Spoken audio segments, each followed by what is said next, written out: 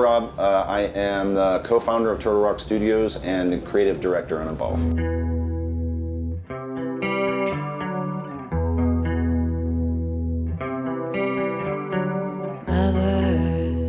So when did the idea for Evolve first start gestating? Was it directly after Left 4 Dead, or is it something that's been incubated? It was actually before Left 4 Dead. I mean, this idea has been kind of poking around for quite a while, you know, to really sort of do the game justice and sort of to push it to the level that we wanted to, you know, we've kind of held on to it until we felt like, you know, there was hardware out there that could actually, you know, do justice to the sort of vision that we had.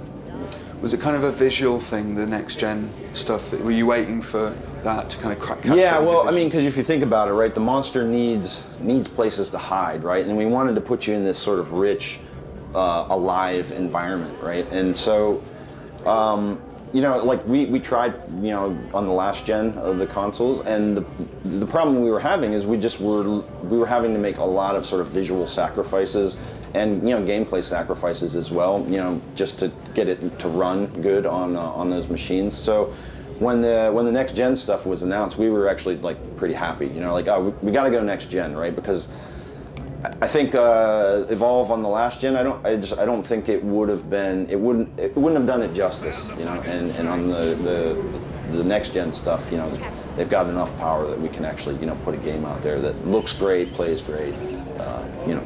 Cool. What kind of lessons did you guys learn from Left 4 Dead? There are kind of two that you know, I think are big ones. One is that, you know, I mean, and this probably sounds obvious, but you know, that there are people out there, a lot of people out there that like the co-op experience and want a co-op experience. Chris and I, you know, we love co-op. I mean, you know, ever since we were kids, we looked for, you know, games that we can play cooperatively with our friends.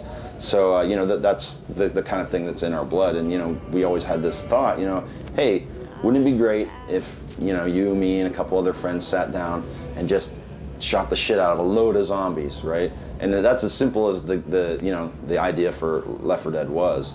And then, you know, Evolve is very similar. You know, it just comes from a very simple idea. You know, it's like, we, you know, whenever we saw the tank battles, you know, in Left 4 Dead and how sort of successful they were, we felt like that sort of proved that original idea for Evolve, you know, that we'd been sort of sitting on for so long. It's like, hey, you know, the tank battles are arguably probably one of the most intense moments of Left 4 Dead, right? We can, you know, we know that it's fun. Let's take it, let's expand on it, you know, we can give it more depth, and, you know, and that's what we've done. Is it exciting for you guys then to see that co-op gaming is kind of back in a big way? I mean, especially here at E3 with Assassin's Creed now having co-op. Absolutely. I mean, you know, like I said, I'm a huge co-op gamer. I love it. So, you know, I'm glad to see that, you know, that genre, I suppose, if you want to call it, is getting some, you know, getting some attention. And, you know, I'm cool with that, you know. Do you guys have a kind of list of kind of monster archetypes that you're aiming for? Because Goliath's very much kind of the King Kong, and Kraken's something else altogether. Is that kind of the thinking? We looked at a lot of places. Yeah, I mean, with Goliath, he was our first monster, right? So we wanted him to be kind of the most, you know, visually, but also, you know, from a gameplay standpoint, accessible. So, you know, he does sort of all the things that you would expect and want to do as a big giant monster. He throws giant rocks, right? He breathes fire. He can leap, you know, and climb. And, you know, he's just a bruiser. And with, you know, so yeah, there's King Kong in there. There's Godzilla in there. And then with the Kraken, you know, we went a very sort of different direction. We want all of our monsters to be very unique, right? The Kraken is more, we looked at a lot of like sea creatures, you know, I mean, there are some just horrible, terrible things down in the depths of the ocean, you know. I mean, the Humboldt squid is just, you know, one of them, and those things are terrifying. They're 6-foot-long squids, and they're super aggressive. But then, you know, we also looked at some of the classic, like, you know, Lovecraft, of course. You know, a lot of people have made the comparison to Cthulhu, which, you know, that's awesome, right?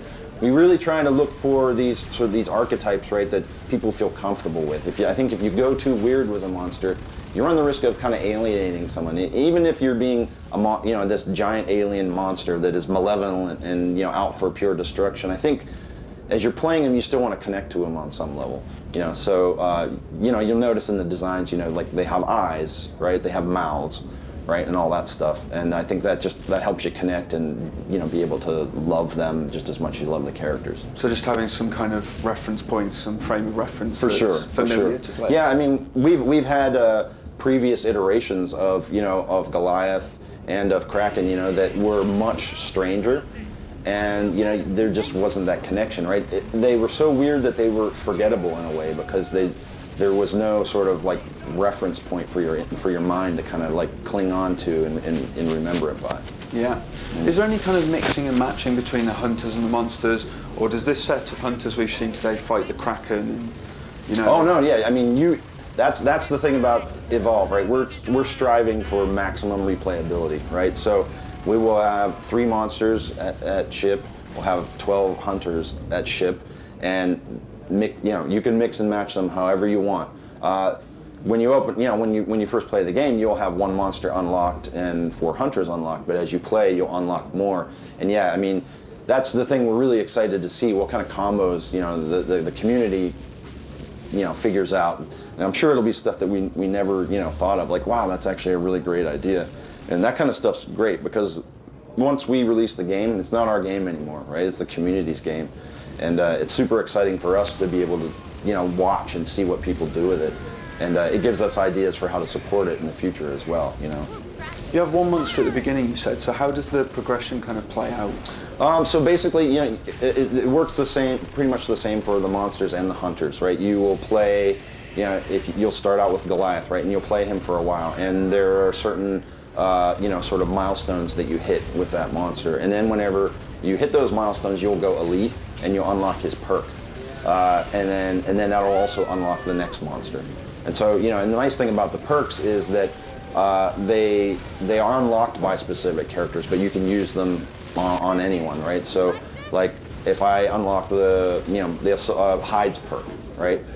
And then I want to play Maggie, I can use Hyde's perk on Maggie. Right, so and perks are basically just sort of little like buffs, and we've got a whole list of them, from various things like health regen to more armor, faster reload speeds, all that kind of stuff. And I noticed you can pick up a lot of perks from wildlife you kill. Yeah. Are those different to the other perks you take? Well, yeah, those are ones that you just find in the world, right? So like there are certain, you can recognize them because they're kind of very pale. Every species has an elite, we call them, and when you kill those, either as the monster or as the hunters, you will pick up sort of like a temporary perk, right? And as over time, as you learn the critters, you're like, hey, there's an elite, Armadon or whatever. Hey, let's get that because it's a really awesome perk, right? And the other thing is, a lot of times you get it because you don't want the monster to get it, How diverse is the planet? Because the 2 maps we've seen so far, the jungle and the dam, they're both kind of nighttime, very kind of atmospheric and dense foliage. Yep. What kind of other maps can we expect to see? Well, I mean, yeah. So we've showed you guys sort of a jungle forest environment. This map is more of a sort of an arid desert environment. We're sort of saving the other ones, just for a surprise, but I mean, we've got a lot of diversity, right? I mean, with each new one, we're introducing new wildlife. And there are some of the wildlife that will cross over that kind of work in, multiple sort of biomes or whatever you want to call them. But, in this case, like the wildlife that you find in the dam map are completely different from the wildlife that you saw, in the previous map. And they're pretty nasty. So we've got a nice array of wildlife to sort of keep the maps fresh and switch things up a bit. With the idea that each character, each monster, each map, each bit of wildlife is sort of its own little compartmentalized piece of gameplay. Yeah, I mean it's super easy for us to relatively easy for us to inject little new things, right, to sort of mix things up. And you throw one new character in there, right, that doesn't just add a character, right? There is a ripple effect that happens throughout the game, right? And that's the kind of stuff that we feel like down the line will keep the game fresh. I mean, we're all about, you know, supporting a game after we release it, and you know, we would, I think, be in this case foolish not to do that. Yeah, absolutely. Do you have a personal favorite hunter or monster at the Yes, moment? I do, and it's Hyde.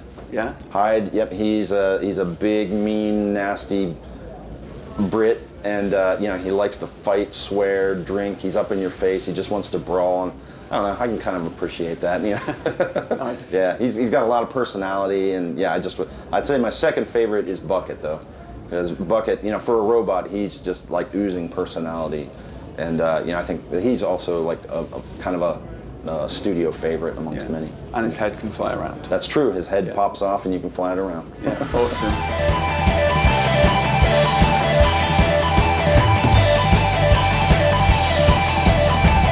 Evolve will be out October 21st this year. It'll be on Xbox One, PlayStation 4, and the PC.